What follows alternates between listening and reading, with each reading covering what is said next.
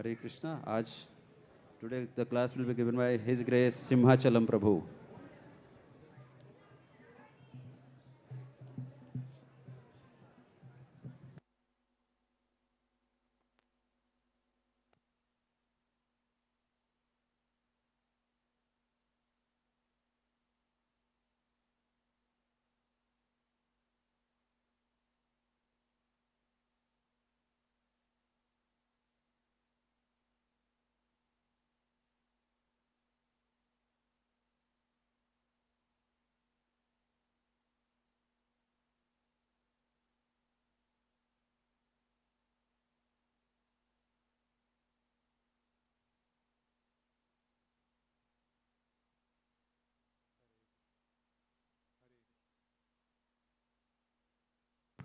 Hare Krishna.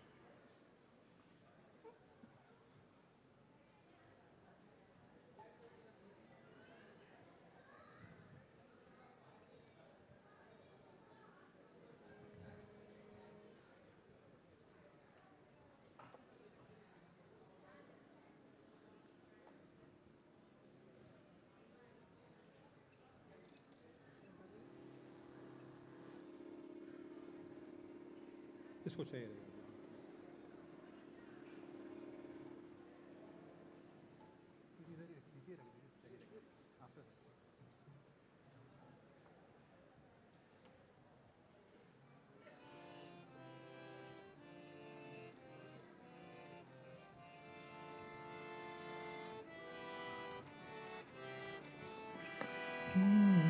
जय राधा माधव जय कुंज बिहारी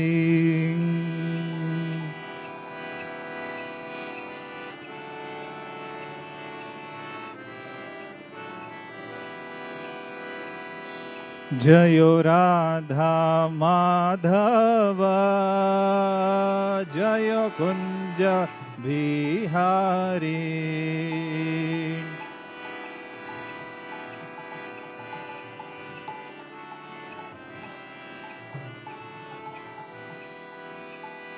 जय गोपी जन वल्लभ जय गिरिवराधारी जय गिरिवराधारी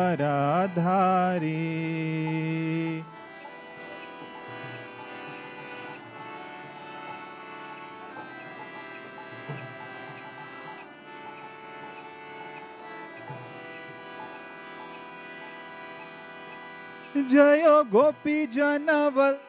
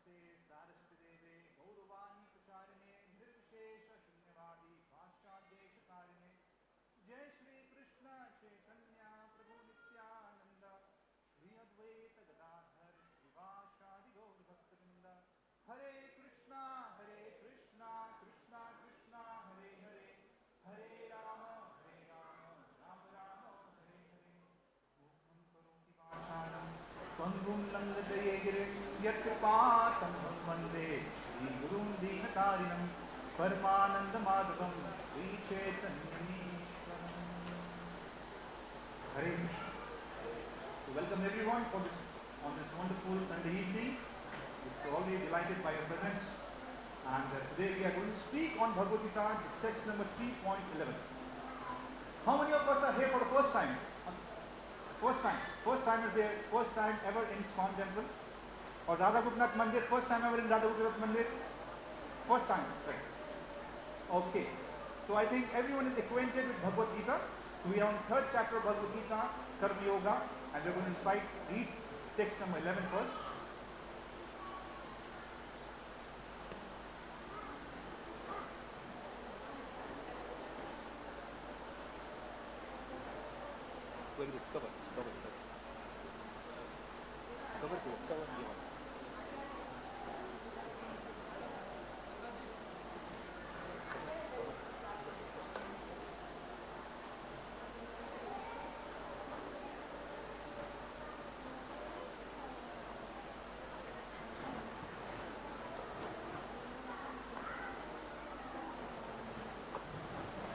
Deva bhavayatanena te deva bhavayantu Tuvaha Parasparam Bhavayantaha Shreya Param Avapshatha Devan Bhavayatanena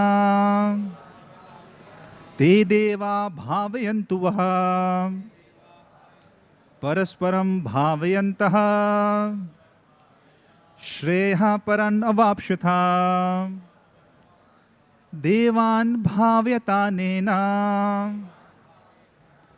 Te Deva Bhavayantuvaha Parasparan Bhavayantaha Shreya Param Avapshatha. Translation.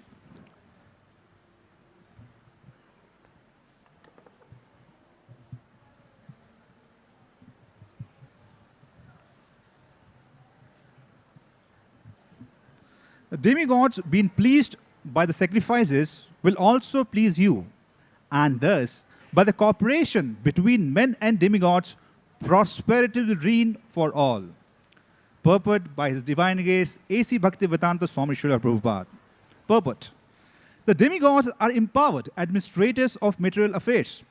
The supply of air, light, water, and other benedictions for maintaining the body and soul of every living entity is entrusted to the demigods, who are innumerable assistants in different parts of the body of the Supreme Personality of Godhead. Their pleasures and displeasures are dependent on performance of yajnas by the human being. Some of the yajnas are meant to satisfy particular demigods, but even in so doing, Lord Vishnu is worshipped in all the yajnas as chief beneficiary. It is said also in Bhagavad Gita that Krishna himself is beneficiary of all kinds of yajnas. Bhoktaram yagatapsam. Therefore, ultimate satisfaction of yajnapatis is the chief purpose of all yajnas. When these yajnas are perfectly performed, naturally, the demigods in charge of the different departments of supply are pleased, and there is no scarcity in the supply of natural products. Performance of yajnas has many side benefits, ultimately leading to liberation from material bondage. By performance of yajnas, all activities become purified as stated in the Vedas. ahar shuddho sattva suddhi, sattva suddho dhruva smriti, smriti labbe sarva granthinam vipramokshaha.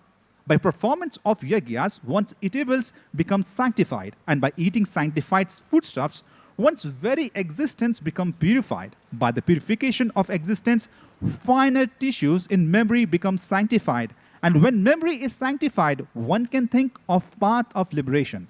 And all this combined together lead to Krishna consciousness, the great necessity of the present day society.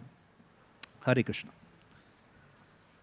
So we see wonderful points from Srila Prabhupada's purport, and it's very important to understand why this has been said.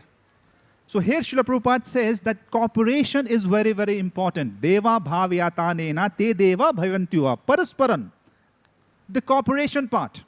The cooperation between the demigods and the living entities are very, very important. Why it is very important? Why Srila Prabhupada is saying altogether? We'll discuss that. And he's saying, parasparam bhavayanta shreha param vapshita. Where there is cooperation between demigods and the living entities, many good things happen. Right? When you cooperate, in human society also we see, when human society, when we compete between each other, there is advancement or destruction. When we cooperate, there is prosperity. Isn't it? And when we compete, generally, it becomes destruction. Two countries competing for the power. Two people in the company competing with each other. Problem. Right? One is destroyed. Other may flourish. One is destroyed. When there is competition. That is why competition is humanly. It's about humanity. Right? Humanity is all about what? Get and give. Get and give. Get and give. Give and take, get and give, get and give. But divinity is about what? Forget and forgive. That will be a discussion today. There's a title of discussion. Give and get, or forgive or forget. Do we need to follow humanity? That's humanity. It's humanity in a sense that at a human level, person feels to give and take, give and take, give and take, give and get, give and get. But when you talk of divinity, divinity is all about forgive and forget. And Srila Prabhupada in the purport is telling about that thing, a very, very important thing, that it's the very important thing is that Srila Prabhupada somewhere says that Krishna consciousness, the purpose of Krishna consciousness is to create a revolution in the lives of impious civilization. And that is why it's very important to take to Krishna consciousness. And what does it make? What does it mean to take to Krishna consciousness? And Srila Prabhupada says, it's very simple. Perform yajna. Yajna does not only mean sitting on a havan kund and performing a fire sacrifice. We mean many things by yajna. And that's our discussion today. Our discussion today will be based on confusion, because we are going to reflect a little back that why Srila Prabhupada is telling, why Krishna is mentioning this verse, Deva bhavyatanena, te deva bhaivantuva, parasparam bhavyanta shreya param vapshata. Why Krishna says this at this point of time?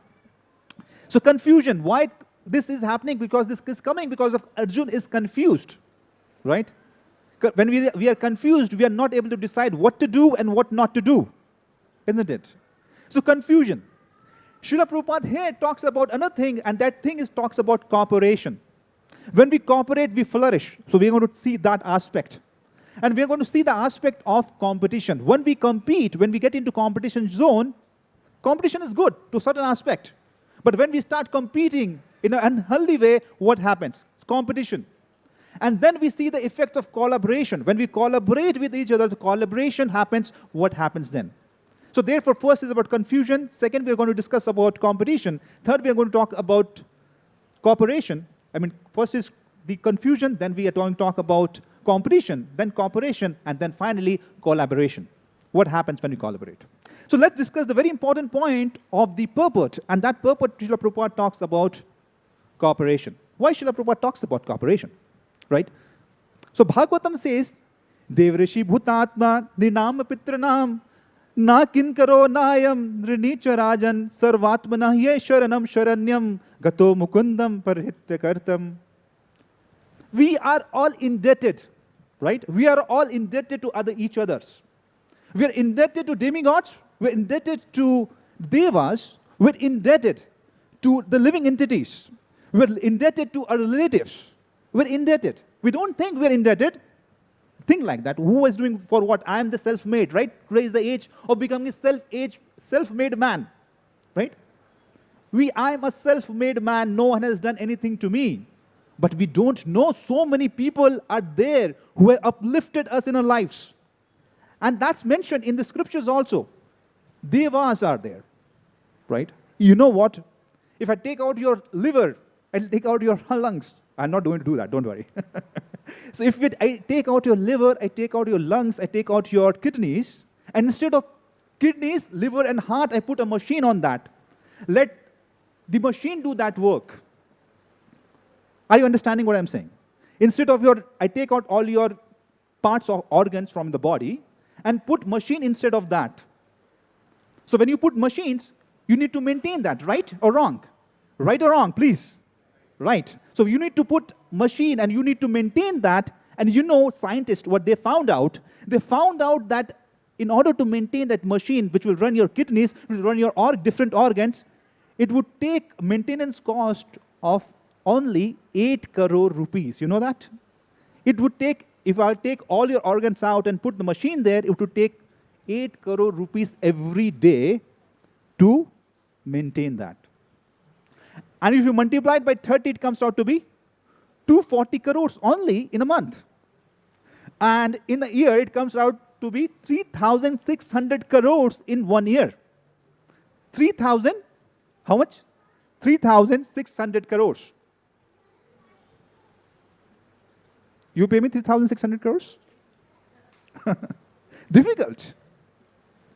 And you see the nature has given us it all for free. Nature has given it all for free. They are not charging us. Devas are not charging us because you know everything. Whatever is working within the body, Devas are responsible for that. We don't know that. The scriptures tells everything, our eyelids, our organs are maintained by some Devas. And they are responsible for maintaining that. We don't know about it. 3,600 crores, they are saying take it. And for one lifetime, we talk about, just for 1 year, multiplied by 100. It becomes much more.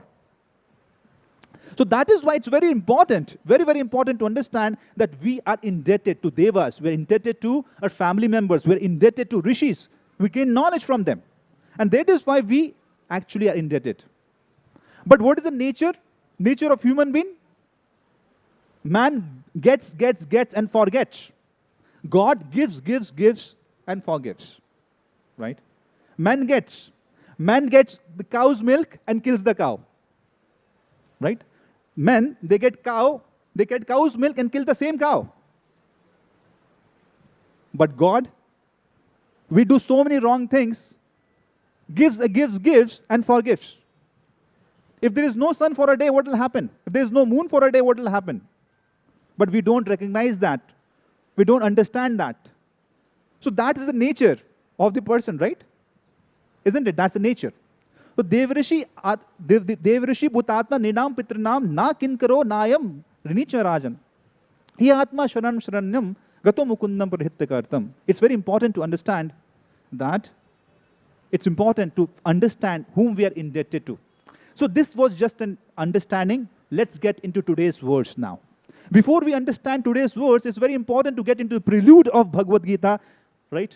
It's very important to get into prelude of Bhagavad Gita, that why Bhagavad Gita is spoken all about. How many of you know that why Bhagavad Gita was spoken? Right? Why Bhagavad Gita was spoken? Confusion. How many of us go through confusion into our day-to-day life? Right? Others don't get into confusion, really? Do you get confused? Should I take career? Should I become a doctor? Should I become an engineer? Should I eat dairy milk? Should I eat chocolate or eclairs? Right? Should I wear a pink shirt or a blue shirt? Right? Today I was walking around, I was just moving around the street backside, and there was a showroom. And that showroom, there was written, we have 300 brands and 5,000 products. 300 brands and 5,000 products. And today, actually, you see, today is the age of mass distraction itself. And today, we are adding on more and more distraction, and that's why more and more confusion in lives. The biggest problem today the corporate world is facing is what, you know? You know anyone, please? Decision fatigue. We are not able to take decisions. And that's what happened, right? You go to a mall, go to a showroom, thousands of brands, from Ellen Solly to what and what, like Ellen Solly and Peter Zingland and so and what. Confusion buying clothes, confusion buying your phones, iPhones, smartphones, so many phones, and lost phones. We are lost. And then when shoes, Nike, Philips, whatever it is, and then career, my goodness, so many career today. Because person is totally confused. Within 1 year, a person changes. Like if a 10th class boy or 12th class boy, he changes 4 times his wills or his thought. First semester he thinks I'll become a doctor. In the next semester he starts thinking, no, better than doctor, I become an engineer. And by the time he gets passed out from the 12th, he thinks, better I become a lawyer. Don't know what to choose. Decision fatigue. And a spouse, right? While choosing a spouse, like one man said, that one man was supposed to go for a date. And while he was going for a date, he gets a call. Just stop this. I'm just breaking away from you, and we are not going to meet with each other now, and that's over. I'm just fed up from you. And man is just surprised. Oh, I was not expecting this, right? He's in his 3-piece suit. He's going to go for an outing. He's going to go for a date. And now he's feeling what happened. And immediately after some time, he gets a message. Sorry, honey, it was not for you. It was for someone else. Fatigue, spouse fatigue, shoes fatigue, phones fatigue, clothes fatigue. It's all about fatigue, confusions. And that is why it's very, very important. It's very important. Few things in life are binary. Good or bad. Easy to choose between good and bad. Good, bad. Binary means good, bad, winter, summer, hot, cold, pleasure, displeasure. Easy to understand.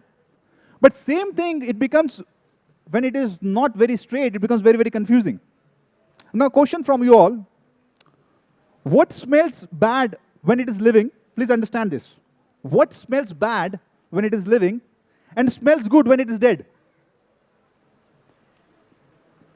You got this? Any answer? Okay, question number 2. You got it or not? What smells bad when it is living and it smells good when it is dead? Okay. What has 4 legs? Which animal has 4 legs but can't walk? Any answers here? 4 legs but can't walk. Right? Any answers, please? Okay, third question now. There were 3 doctors. Please listen carefully. There are 3 doctors. They said that Robert was their brother. 3 doctors said Robert was their brother. And Robert said, I have no brother. 3 doctors said Robert is their brother. And Robert said he has no brother. Who is right? Who is telling the truth? Robert or the doctor? Any answer, please? Any answer, please? Yes? Any guesses? Yeah, because all these 3 doctors are girls. So Robert has no brothers, but all these 3 doctors are his sister. So Robert is also right, and the doctor is also right. Sometimes what happens in life? Okay, first two questions, any answers? Sorry?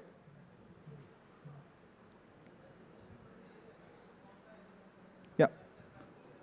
Any animal who has 4 legs but cannot walk?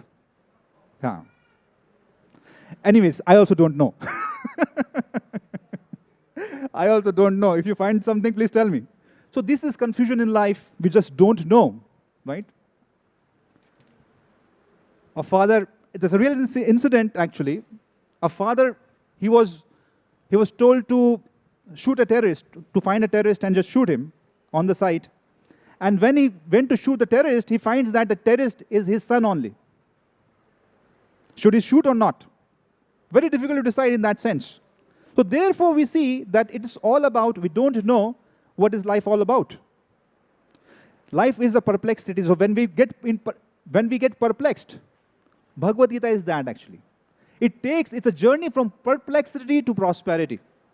Because there will be perplexities in life, there will be confusions in life, and when there's confusions in life, we lose our purpose. When there's confusions in life, we lose our priority. When there will be confusions in life, we'll lose our productivity and finally our prosperity. Bhagavad Gita is a journey. When someone hears Bhagavad Gita, Arjuna was in perplexity, and from perplexity, he reached to prosperity. If you see the cover page of Bhagavad Gita, you can see the cover page of Bhagavad Gita. What you can see on the cover page of Bhagavad Gita, that Bhagavad Gita was not told in a cave. Bhagavad Gita was not told in a secluded place. Bhagavad Gita was not told in a seclusion. But Bhagavad Gita was told on open place, on a war field, which demonstrates that Gita, we are all fighting our wars. Some of us are fighting wars in a relationship. Some of us are fighting wars in our day-to-day activity. Some of us may be fighting war with our health. Some of us maybe we will be fighting war in a relationship. Whatever it is, Gita tells all the wars of your life you can win. Because Gita teaches us to become sage within and king without.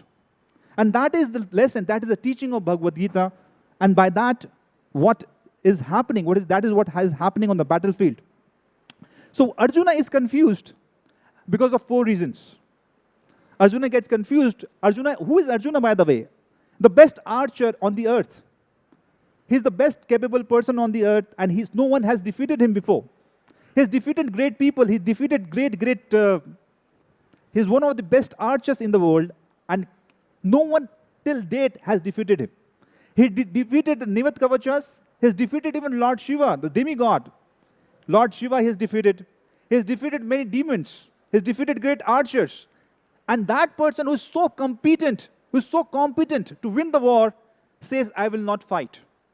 Why is not fighting? Because when he's put in front of great people, his elders, he said, I'm going to fight with Bhima, Drona, all these people. And he says, who are these people? They are all my own relatives. So he feels compassion. The first reason he feels that he should not fight. Second thing, he feels that if all my people, all my fellow men will die, whom shall I enjoy? And therefore he feels that, whom shall I get enjoyment with? That's the second reason. The third reason is that he's fearing that I will kill so many people, what do I do is that I will be doing sinful activity. So if I'm doing sinful activity, then I'll be incurring sin. And fourthly, it says that there will be destruction in dynasty. So many people will be killed. And when so many people will be killed, then who will be there actually to just rule over, go to the next generation? So generation will be destroyed, dynasties will be destroyed, I will incur sinful reaction, and lack of enjoyment, whom shall I enjoy? And furthermore, he talks about compassion, that why should I cause so much destruction? And that is why he feels lack of decision. Therefore it is said, life is like a chess match. In day-to-day life, we are going to indecisions, and it is said that life is like a chess match. Every decision we make has a consequence to it. Every decision we make has a consequence to it. That is why life is not a chance, it's a choice. What I said, life is not a chance, but life is not a chance, but and now why I'm saying that? Do you have a coin with you? Do anyone has a coin with you? Right? Please give me a coin. Yes, can I have a coin for a while? Right? Just flick it. Yeah. It'll be a little quick here. Yeah. Just flick it. Just flick it. Yeah. Just flick it in the air. Yeah. All right. Thank you. So you see, this is head and this is tail, right? This one side is head. You know, all of us know, right? And then I just flick it, and you see, I get tail. I get what I get here. Can you see this? I get a tail. You can't see it, but I am seeing it. It's a tail here. Now it's a choice. This tail came by a choice or chance. How many say it's a choice? It's just by choice. I had a choice to get it. Right? How many say it's by choice? And how many of us say it's by chance? How many of us say it's by chance? All of you say, agree with it, it's by chance? Now you see, why do you say by chance? Because we feel that there is no other factors involved. I just flicked it and it came heads or tails, right or wrong? Right or wrong? Right? We see that I just flicked the coin and it was head or tail, right? But the fact is that if you had taken this coin in a windy place, the decision might have been different. If I had taken this coin to Mount Everest, the decisions would have been different. If I had flicked the coin with the same speed, the results would have been different. If I had gone into a mine, inside a coal mine, and flicked the coin with the same speed, my results would have been different. Why? Why? Because gravity is acting. We can't see gravity. Can we see gravity over here? We can't see gravity. We can't see wind over here. We can't see gravity. We can't see wind. We cannot see many factors which has been involved in this coin to get a head or a tail. But there is many factors beyond which can't we see. And these are all responsible for the coin to get head or tail. Right or wrong, please? Right. So therefore, life is also like that. Life is also like that. We see someone is born poor, it's by chance. Someone is born rich, it's by chance. Someone is born near Malabar Hills, by chance. Someone is born in Dharavi, it's by chance. Someone is born in California, it's by chance. Someone is born in India, it's by chance. But it's not by chance. That's what Gita teaches us. The things in life is not a chance, but is a choice. And therefore, the life is a segment from B to D. B is beginning and D is destination. And C, in the middle, we have C, the choice. If we want to make our beginnings of life properly, we have to make a good beginning. It's a choice. If you make a destination properly, it's a choice. So beginning or destination, it's a choice. And how it's a choice is because we have free will. We have the free will to choose. And choice we have to do by ourselves. That is what Krishna has given us. We do good, we'll get good results in future. We do bad, we get bad results in future. That's what Gita teaches us.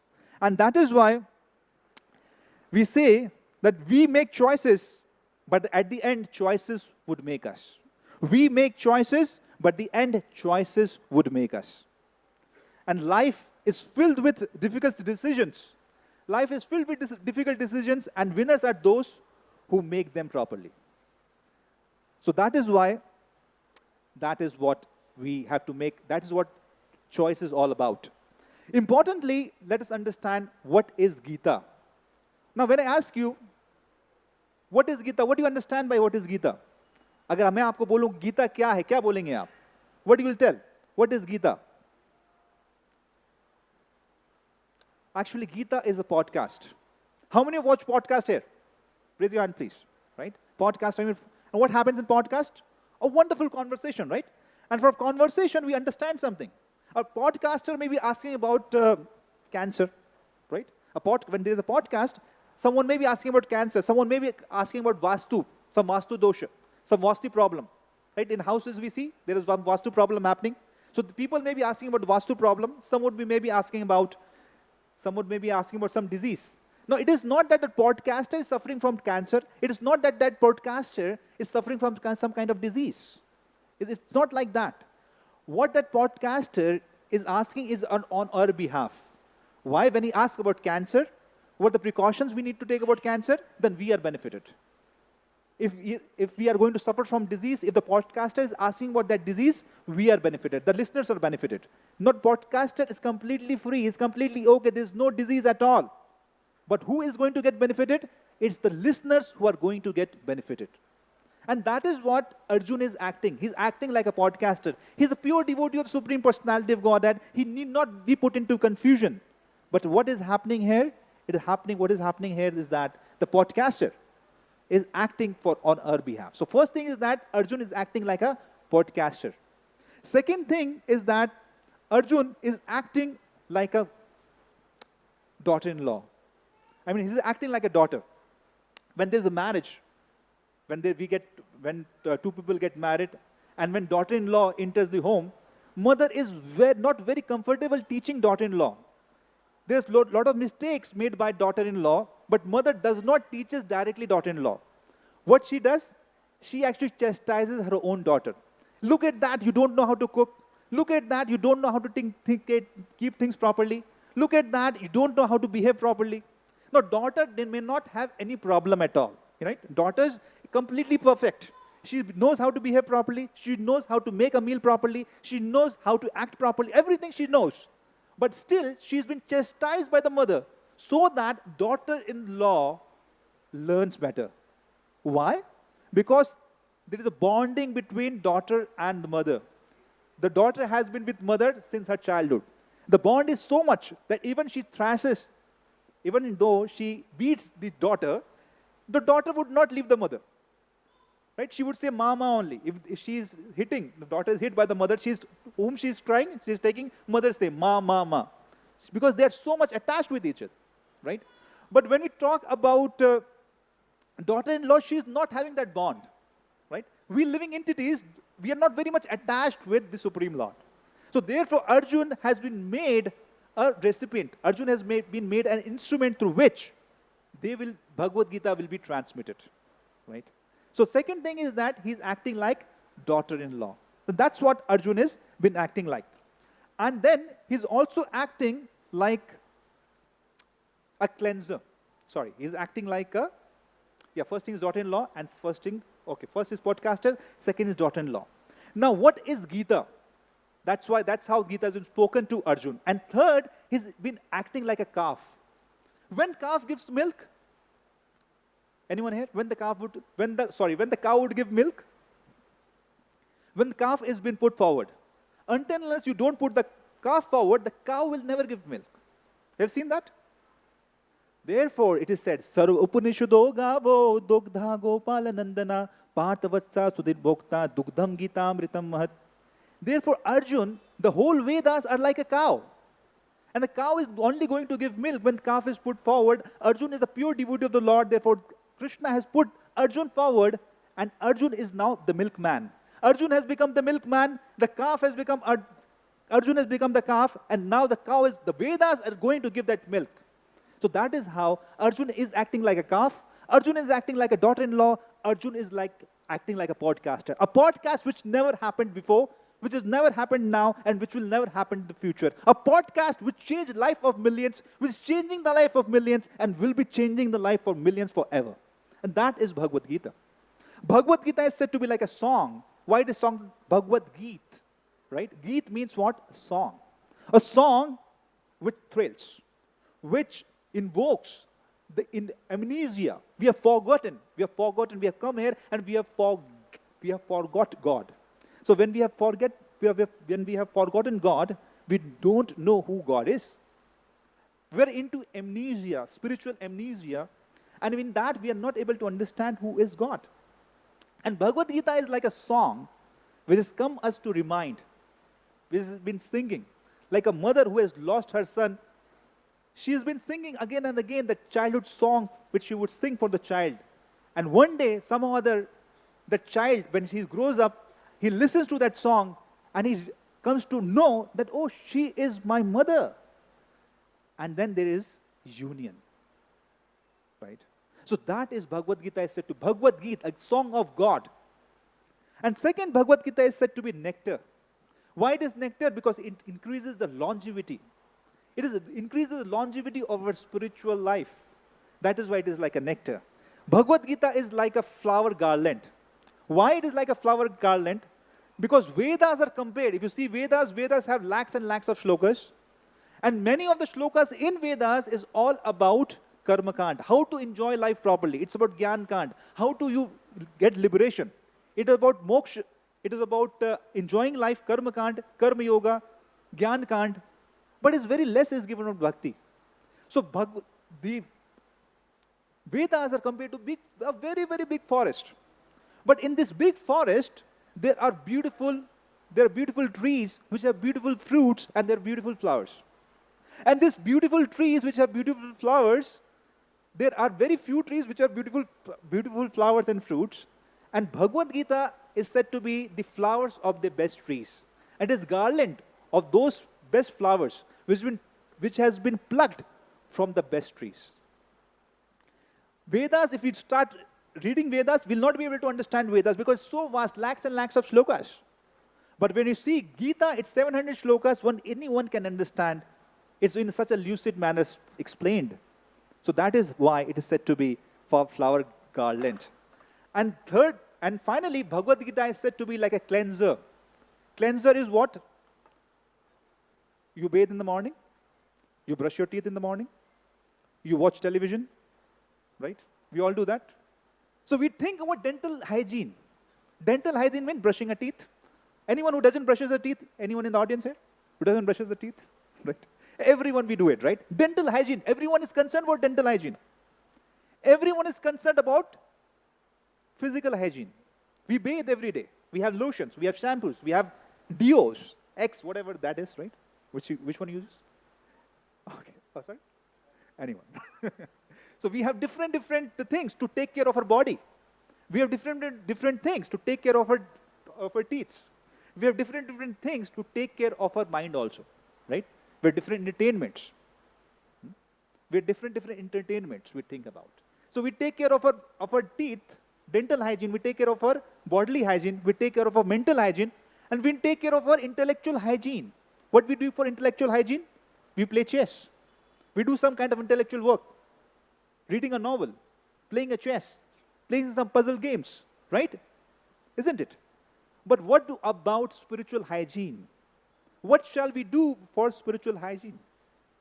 And that is Bhagavad Gita, which is a cleanser of our soul, which cleanses our soul properly. Malanam maline mochanam pumsam jalam stanam dine dine sakrit gritamritam stanam samsaram malanashanam. Every day, that's what it's written in Gita Mahatmya. Maline mochanam pumsam. For lakhs and lakhs and lakhs of years, we have so much impurity in our mind. But when we start reading Bhagavad Gita, those impurities actually start moving out day and day and day. Slowly but steadily, it takes all contamination and makes the mind so pure that we will start relishing the life. So that's why is Bhagavad Gita, that's what is Bhagavad Gita all about. So now let us discuss now why is Krishna speaking this verse. So we talk about right now the very first part, confusion of Arjuna. Right now what we are discussing right now, confusion. Second is cooperation, competition, and final collaboration. These are the steps we are going to discuss right now. The second is why Krishna is speaking this verse altogether. Why? Devan bhavyata te deva bhaivantuva parasparam bhavayanta shreya paramavapshita. Why this verse in all of the midst? Because it was about confusion. Confusion could be, so there is confusion to fight the war. Where are demigods coming in the middle? Why demigods have to come here? Right?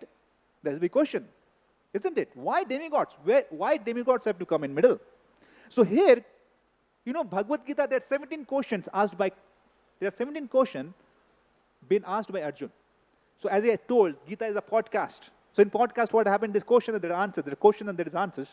So 17 questions in total was asked by Arjuna. And as I said, it is not the question for Arjuna, it is all the question for us. Very first question is that I don't know. Sometimes what happens, we are getting confused, and when we don't go to somewhere, we don't take shelter of someone, what happens? We get more confused. Our life becomes miserable. We get into depression. And therefore finally he's asking Arjuna, getting very confused in the first chapter, that I really don't know.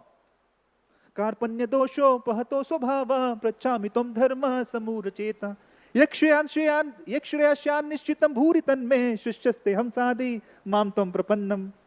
That my dear Krishna, I surrender unto you. Because Karpanya dosha, I have been afflicted by this dosha of indecision. So therefore now I don't know what is beneficial for me. You are my friend. Please tell me, please guide me. Now I'm not a friend, but now I'm your disciple. Please accept me as a disciple and tell me what should be beneficiary for me. What should be benefit? How can I benefit my life? So this is what is happening. So when we take decisions, when we get into decision fatigue, we had already talked about decision fatigue, but what to do when we get into decision fatigue? We don't know that. So here, Arjuna is saying what to do. Take shelter of someone who is worthy to take shelter. This is the first question asked. Tell me what to do. And the second question, Arjuna is asking, Stapragyashaka bhasa smadhisasya keshava zadim kim prabhashyata kim asita prajita kim. Tell me, because he is telling Krishna is telling about transcendent. He's talked about many things. He's talked about steadiness. So he's asking, what about those people, those who attain a very high class of consciousness? What are the symptoms? What are the qualities? How do they engage the senses when they are in the world? And how do they behave in the world when they've achieved a very high class of consciousness? The second question. And the third question comes in third chapter, what we are discussing. Right? We are discussing right now. But a little bit of understanding in the third chapter starts again with a confusion.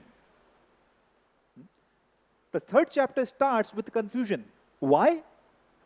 Because Krishna ends the second chapter with some kind of ambiguity. Ambiguity, understand? There is two things simultaneously. What he's saying? Because previously in the second chapter when he started, when he saw Arjun so in a despondent mood, in a very, very low spirit, he said, he chastises Arjun.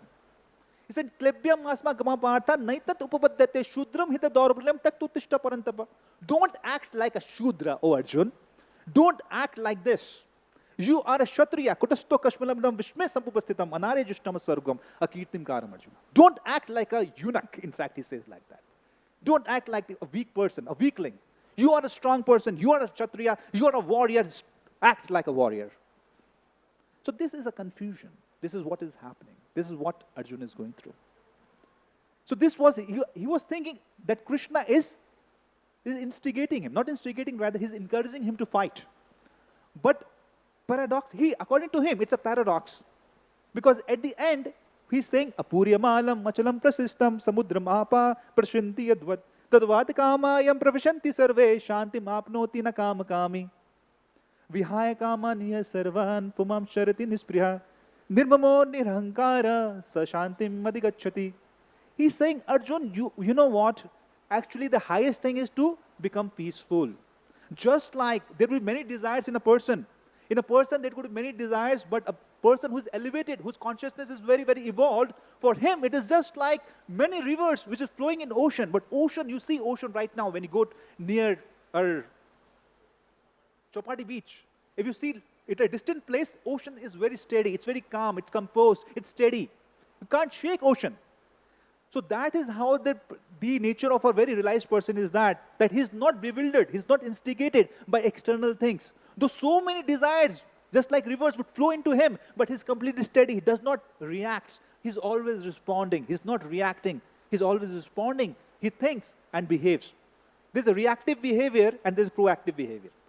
Reactive behavior is all about first you do and then you think. So you slap someone and think, oh, why I did it? Right? Happens? You slap someone and think, why you did it? And proactive behavior is all about first you think and you do. So Krishna is saying that, oh Arjun, you don't have to be like that. Apuryamala machalam prashistam. And then vihaya karma niya sarvan pumam chariti nispraha nirmamo nirhankaro. Be free from possessiveness. Be free from false ego and act freely and be completely satisfied and peaceful. Now this looks to be ambiguous. How many say yes or no? Because earlier he's saying to fight and now he's saying to be peaceful. So this looks to be very ambiguous. And that is why he's saying, oh Krishna, you are trying to confuse me. And therefore he's saying, Jayasi chet karmanaste mata buddhir janardana tankim karmani ghore mam niyojisi keshava. That Arjun, oh Krishna, you are trying to bewilder me. Jayasi chet karmanaste. You are trying to, firstly, just in 2.70 and 71, you're telling me to be peaceful. Just be peaceful. Just like an ocean. And now, previously you're telling me to fight, just like a warrior. How I can be peaceful and how I can be warrior, this is just ambiguous. And I can't just take it. This is just ambiguous and I just can't take it. And therefore tell me, Vimshrena vakena buddhim yoga shivame tadekam vada nishchitya yena shreham apniyam. Tell me one thing. Can you do medical and engineering at the simultaneously? No, right? So he's having the same thing. How I'll do two careers? Because he wants to become a recluse. He just want to give up war and go and just become a recluse. Don't want to fight. And therefore he sees Krishna is encouraging him to fight. Now at the end of second chapter, he's saying, be a peaceful man. He doesn't say don't fight, be a peaceful man. How I can be peaceful at the same time fight? And this is message of Bhagavad Gita. The message of Bhagavad Gita is that you can be sage within and a warrior without. You can be a sage within and a warrior without, and that's what is being told now by Krishna as he moves ahead. He says, and that's what Krishna is going to say now. Lokesmin dvidhanishta pura prokta maya nagha jnana yogena sankhyanam karma yogena yoginam. There are two parts, Arjun. Don't get confused. I'll clear up all your ambiguity. You are thinking things are becoming ambiguous. But now he's saying that Lokesmin dvidhanishta pura prokta maya nagha jnana yogena sankhyanam karma yogena yoginam. There are two paths. One is path of people, those who follow Sankhya, people who renounce things. And other is a path where one acts for karma, one performs duty, and other is a path of renunciation. There are two paths. But understand, na karmanam anarambha nashkarmyam purusho ashnute na cha sannyasana deva siddhim samadhigacchati. But for you, Arjun, for you, sannyas is not. It's not good to give up the work. Neither renunciation is good for you, nor to give up the work is good for you. Why? Because nahi kaschit shanamapi jatu tishtati karmakit karyate hi avashah karma sarva prakriti jairgune. I give you I tell you, go into a room and don't do anything. Sit for 10 days. Will you ever do it? Okay, fine enough. I tell you, all of you are here, don't think about a red monkey. Don't think about red monkey. Right? How many of you will do it? Just think about it. Don't think about red monkey. No one should think about red monkey. How many will do it? It's difficult. Because nahi kashit chanamapi jatu tishtati karmati. Karyati havashah karma sarva prakriti jair gune. For a moment, just for a moment also, at no point of time your mind will stop functioning. Isn't it? Have you experienced? We have to engage our minds. We have to engage our minds properly, because when we engage our minds properly, then it functions properly. If you don't engage the mind, what happens? It becomes a devil workshop. Right? So he's saying, that same thing he's saying, nahi kashit chanampi jatu tishtati karmakrit karyati havashva karma sarva prakriti jairgune. And why I'm saying you to work? Because if you don't work, karma indriyani samyamya yasate manasasmaran indriyarthan vimudatma mithyachara sochate. Don't be a mithyachari. Don't be a pretender. Because you'll show the world that I'm a recluse, I've given up everything, and you'll go to the forest and think about the war. You think about things which you should not think. And therefore, don't show the world that you're a recluse. Don't show the world, take an artificial renunciation. Work in a way, in a detached way. And he's saying in the next verse, Yastu indrani manasa niyam arabde arjuna karm indriya karmyogam asakta savishyate. It's better that you fight in a you actually work in a detached manner. Because anyways, nityam kur karmottam karmo jayo karmana sharira yatrapiche na prasidhita karma. Even to maintain our bodies, you need to work. In order to maintain your body, in order to live happily, you need to work. And how you'll be able to make things prosperous? Yagnartha karmano anyatra lokoyam karma bandhana tadartham karma kaunteya mukta sangha samachara. When you do yajna for whom? Supreme Personality of Godhead. As I was talking about yajna, very important thing. Yagnartha karmano anyatra lokoyam karma bandhana tadartham karma kaunteya mukta sangha samachara. It's very important to understand, that what is yajna, right? If the word yajna comes in our mind, what do we think? We think of a big fire sacrifice. And many people are putting ahuti into it, right? That's what yajna. But Gita says yajna does not mean that. Meaning of yajna is sacrifice. And that is why when we sacrifice for the Supreme Personality of Godhead, everything becomes purified. And that is the theme, that is the main object of this verse. Devan bhavyatanena te deva bhayantua. Parasparam. Have cooperation amongst each other. Have cooperation amongst gods and demigods. And when you have cooperation between gods and demigods, then prosperity will reign in the world, in your life. So that is what is the gist of, that's why this verse has come. And then Srila Prabhupada, very importantly, you see, it's a little contradictory. He's saying that these demigods are nothing but parts and parcel of the Supreme Lord. They are just administrators. So when we please the administrator, when we please the king, automatically the ministers would get satisfied. Yatha taro mule nishchena tripanti skand bhujopashaka. When we water the roots of the plant, automatically the branches are satisfied. Therefore, the highest yajna is for the Supreme Personality of Godhead, Sri Krishna. Sri Krishna Bhagavan ki, Bhagavad Gita ki, Hare Krishna.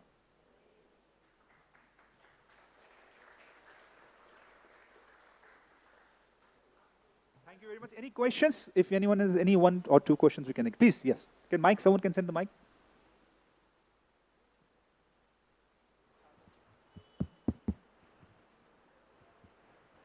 Be precise for the same Prabhuji. You can also, Mataji भी पूछ सकता है, हिंदी में भी पूछिए, Prabhuji will answer for your question. It's a very important thing. It is an interactive session. Please take advantage of.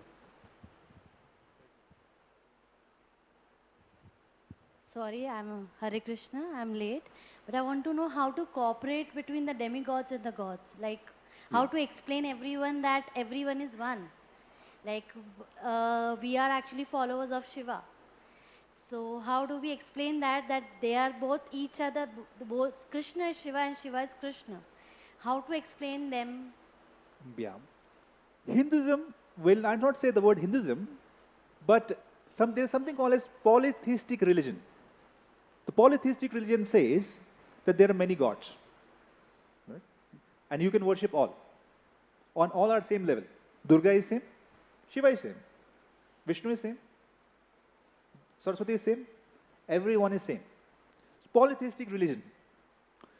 And but if you go to Sanatan, if you go a little deep, see, I'll tell you a little bit about how did this evolution of different demigods came about. Because Vyasadeva, who is the writer of all the Vedas? It's Vyasadeva. Yes. Who wrote Upanishads? It's Vyasadeva. Who wrote Puranas? It's Vyasadeva. Who wrote Mahabharata? It's Vyasadeva. And who wrote Srimad Bhagavatam? It's Vyasadeva. So why same Vyasadeva, who had written about demigods in different Vedas, write Ete Chamsa Kala Pumsa Krishnas to Bhagavan Swam? He says Krishna is the Supreme Personality of Godhead. Same Vyasadeva. In Puranas, there are, you can say Shiv Puran, there is Skand Puran. If you read Shiv Puran, Shiv is supreme. Yeah. If you read Skand Puran, Kartikeya is supreme. Right?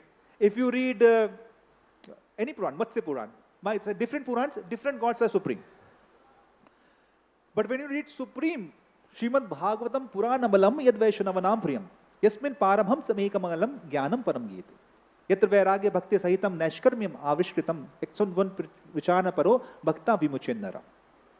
Srimad Bhagavatam Puran, Srimad Bhagavatam is the Amala Puran, that means the highest of all the Puranas. And there it is written, Etech Amsa Kala Krishna Krishnastu Bhagwan Sam. That Krishna is the Supreme Personality of Godhead. And that is why when different ministers may say different things, that is an elaborate topic, but I'm making it very concise so that it is be understood. Because otherwise it's very elaborate to understand. But it's a very simple way we can understand that if the many ministers will be saying, this is my opinion, this is my opinion, this is my opinion, and this is that, this is other things. When king takes a decision, that's considered to be the final decision. So different Puranas may be saying something else, different Upanishads may be saying something else, different Vedas may be saying something else, but when it is the Supreme Purana, that is Srimad Bhagavatam, when it is king of all the Puranas, when it is saying that Krishna is Supreme Personality of Godhead, Krishna is Supreme Personality of Godhead. That's one thing. So we Coming have to the buy next one. Shiv. Yes. Coming to your question now. That's the basic thing, to underground principle. Second thing is to understand Shiva. What's the difference between Shiva and Krishna? Same Puran talks about that. In fact, the subsidiary literature is also talking about that. That Shiva is the expansion of Krishna only, but just like milk transforms into a curd. Similarly, Lord Shiva is also transformation. Like Supreme Personality of God had 64 qualities, Lord Shiva has 56 qualities in full. 64 qualities means we can say full in renunciation, full in beauty, full in knowledge, full in wealth.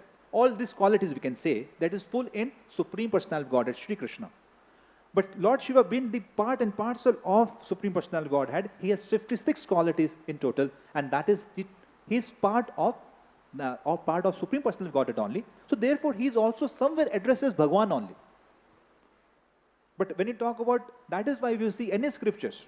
When it comes to Bhagavad Gita, also we will see Indra, or we can see any literature. Indra Uchu, Shiva Uchu, Shambhu Uchu, Durga Uchu, Durga Uvacha or Uchu, Indra Uvacha, Indra Uchu. Indra is speaking, Durga is speaking. Only for Sri Krishna it comes as Sri Bhagavan Uvacha. Sri Bhagavan Uvacha means what?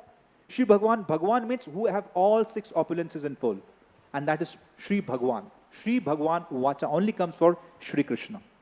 That is Supreme Personality of Godhead. That's what it is. Hare Krishna Prabhuji.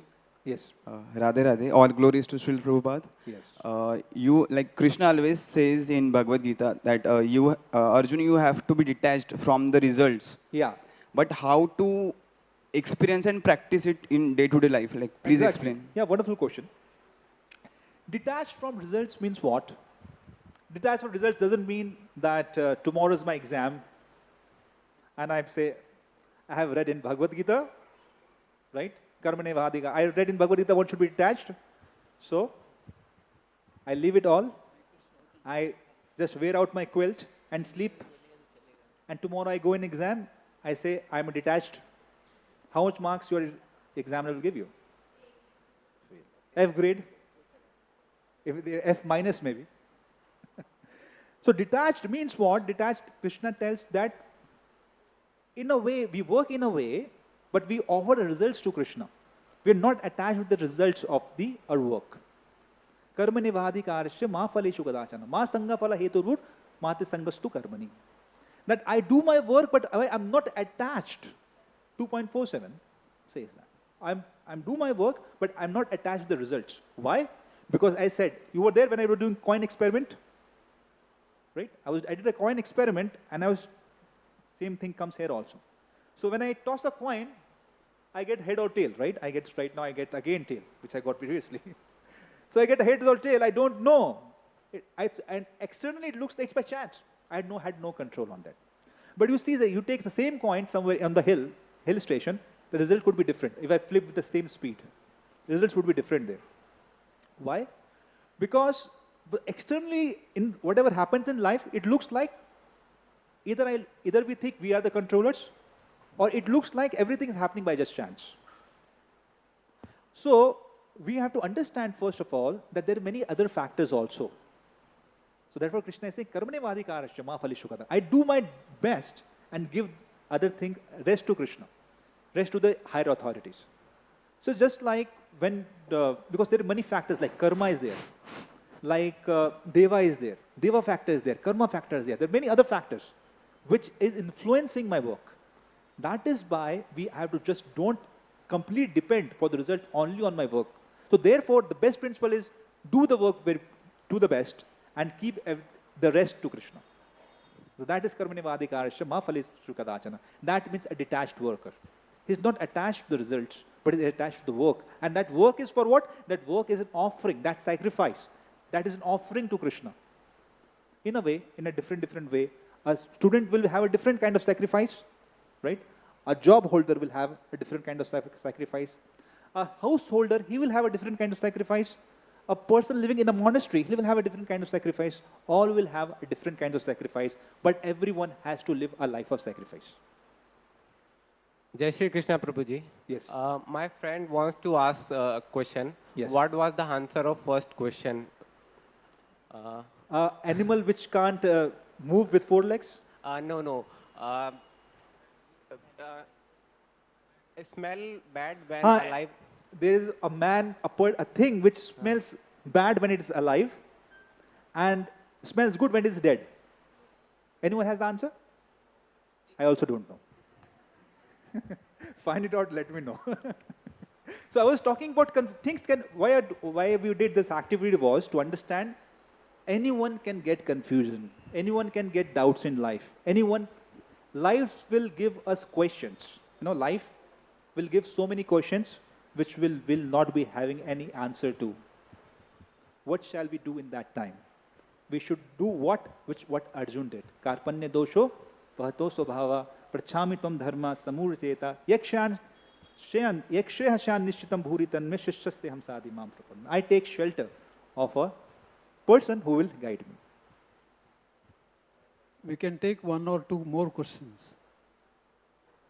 Anyone from Mata say? Yes, here.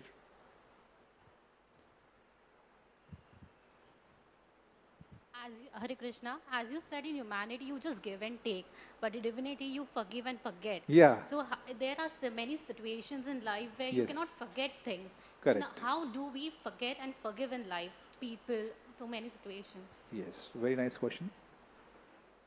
See, forgiving and forgetting, as I said, life is a journey.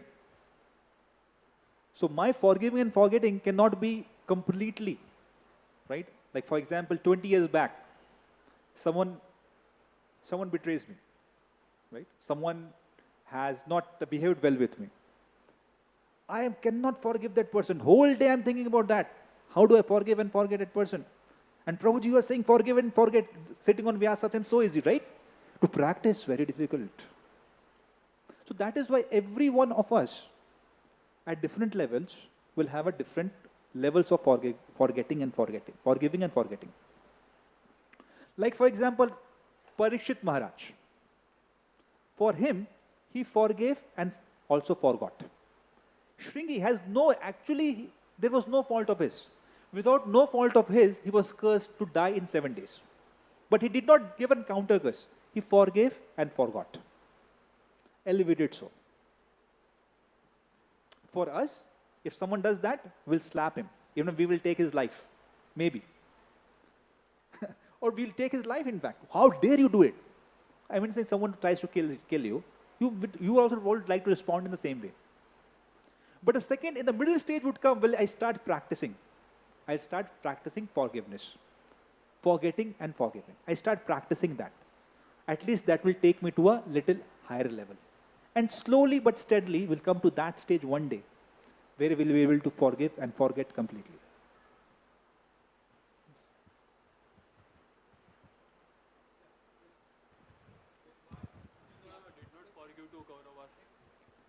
Sorry? Please, Said, little loud. Hare Krishna, Prabhuji. Yes, yes, please. Now we are talking about forgiveness Yeah. and forgetting, okay? Yeah. Then why Arjuna did not forgive and forget about the Kauravas? Why? Yes. Very good question. I think everyone will resonate with this question. That when you're talking on the sitting on Vyasa, you're talking about Bhagavad Gita, talking about forgiving and forgetting. Why he did not? Actually, that was his forgiving and forgetting. Arjuna's fight was forgiving and forgetting. Now ask why. Because he was Kshatriya. And a Kshatriya, if a king, someone has done something wrong, if it does not, if someone has murdered someone, king is meant to punish that person. And if he doesn't punish that person, what will happen? He will suffer karma very badly. If someone is murdered, if he's given life sentence, death, his karma is over. The king has helped him to get over his karma. But if he is not helping him to get over his karma, then what will happen? In next life, he will suffer much more miserably, and far more, he will do much wrong things in this life also. Because he has not been dealt properly. He has not been given proper punishment for that. He has not been rectified for that. So when he is not rectified for that, when he is not given proper punishment for that, definitely he is going to incur much more grievance, much more graver mistakes. So that is why it's a duty of a king. Arjuna, being the Kshatriya, being a prince, it was a duty to fight and get back rightly his kingdom so that he would be able to establish dharma properly. And also miscreants have to be given punishment. That's why his fighting was forgiving and forgetting. Thank you, Prabhuji. Thank you very much, Hare Krishna. Let us give a big one.